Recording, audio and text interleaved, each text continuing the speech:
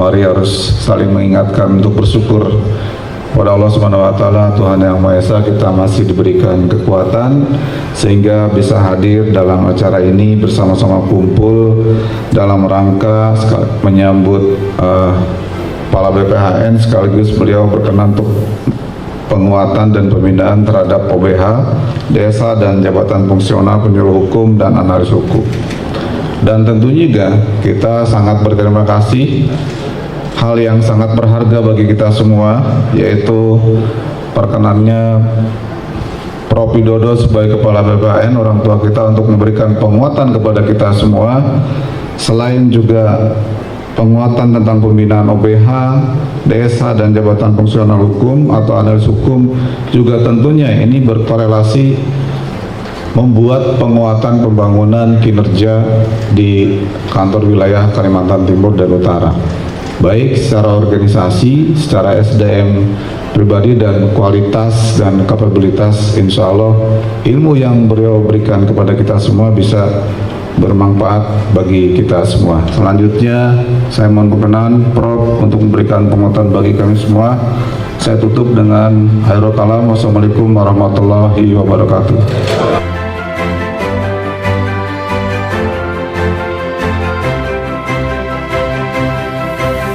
Pertama, tentu saya menyampaikan terima kasih Pak Kanwil, walaupun mendadak, tetapi sambutan yang luar biasa kepada saya dan teman-teman dari Badan Pembinaan Hukum Nasional. Core, inti tugas dan fungsi Badan Pembinaan Hukum Nasional ini adalah melakukan pembinaan. Apa yang dibina?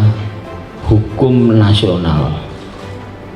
Kalau bicara membina hukum nasional, karena nama unit utamanya Badan Pembinaan Hukum Nasional. Apa yang dibina? Hukum nasional.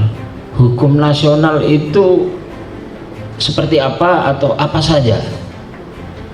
Kalau dikelompokkan, hukum nasional itu bisa berbentuk hukum yang tertulis, tidak tertulis. Di mana ada masyarakat, di situ ada hukum. Di mana ada hukum, di situ pasti ada masyarakat.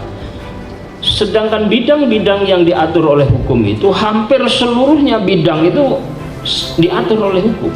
Bidang masyarakat, bidang ideologi, politik, sosial, hankam, semuanya nanti itu dijadikan sub bidang lagi. Itu semua diatur oleh hukum. Kalau nggak diatur oleh hukum, nggak ada jaminan kepastian, keteraturan.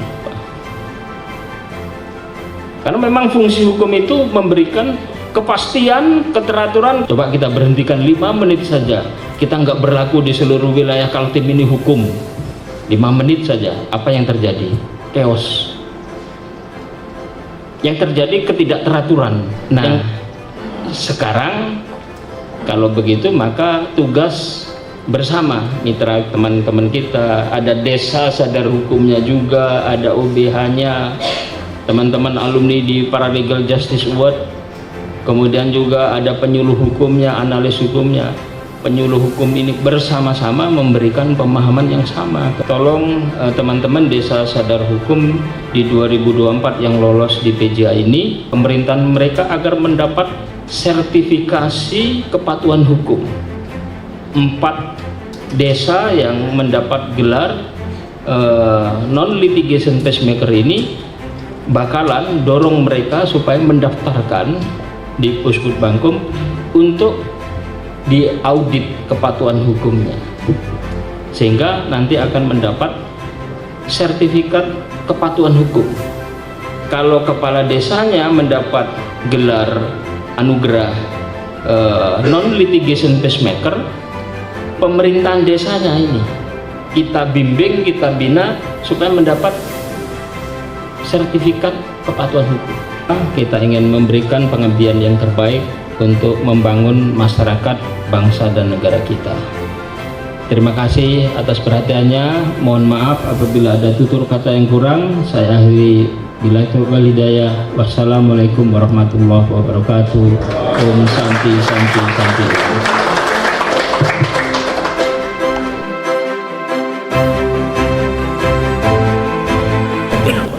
Jadi memang pertama tanggung jawab pembangunan hukum ini memang bukan hanya tanggung jawab di Kementerian Hukum dan HAM, tetapi seluruh sistem pemerintahan kita sampai kemudian masyarakat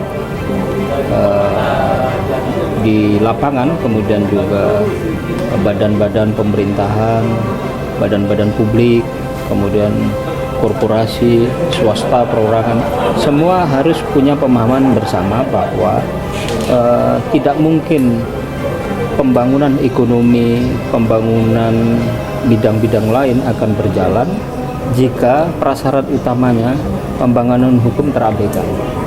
Karena apa? Tujuan hukum itu pertama, hukum itu dibentuk, diberlakukan itu salah satu diantaranya adalah untuk menciptakan ketertiban, untuk memberikan perlindungan, untuk memberikan kepastian, untuk menciptakan keteraturan. Bagaimana pembangunan pendidikan, pembangunan budaya, pembangunan ekonomi akan bisa berjalan jika situasi masyarakat memahami makna pembangunan hukum ini juga berbeda-beda, seolah-olah hukum bisa saja dikesampingkan. Seperti yang tadi saya sampaikan kan contohnya, kalau kita ini agak liar kan analoginya atau ilustrasinya, imajinasinya, kita berhentikan sepakat seluruh komponen, ya. Kita coba nggak usah berlakukan hukum selama 5 atau 10 menit di seluruh wilayah hukum kita, nggak usah berlaku. Apa yang akan terjadi? Chaos itu. Napi-napi banyak yang luar, bandar-bandar narkoba, wah ini mumpung ada kosong hukum nggak berlaku, langsung dia bawa ke sana.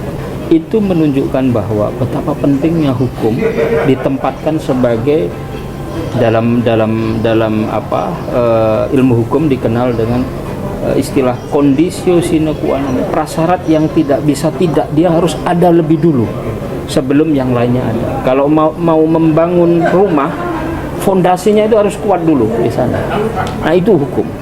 Kalau hukum tidak memberikan fondasi yang kuat, maka yang tercipta nanti sektor-sektor lain ini akan terdampak. Dia tidak akan bisa bergerak optimal.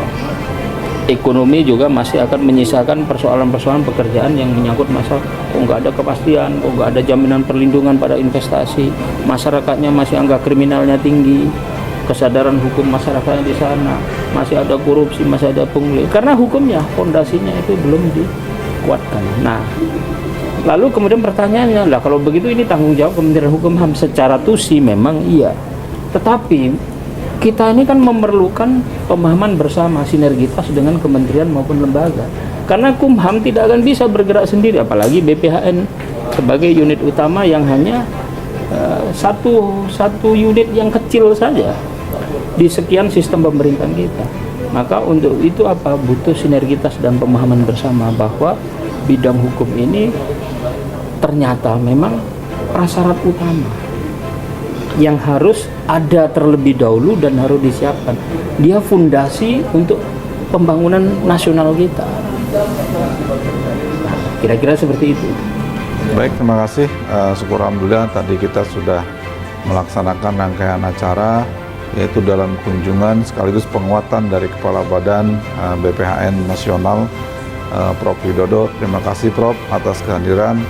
Tadi sudah kita mendapatkan satu pencerahan atau penguatan yang menurut saya pribadi atau pandangan organisasi sangat luas. Tadi kajiannya sangat konstruktif untuk pembangunan hukum khususnya di wilayah Kalimantan Timur, dan lebih khusus lagi bagi teman-teman di Divisi Ankum kantor wilayah untuk lebih giat lagi agar ada hasil atau outcome yang lebih baik dalam pembangunan khususnya di tengah-tengah masyarakat.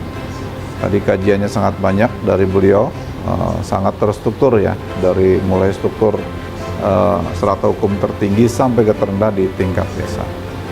Itu saya sangat berterima kasih sekali lagi, ini manfaat sangat besar sekali bagi organisasi, dan tadi pencerahan juga bagi selain seluruh karyawan-karyawati, pejabat, KUPT, juga dari OBH-OBH yang hadir, juga dari beberapa perwakilan Biro Hukum Provinsi dan Kabupaten.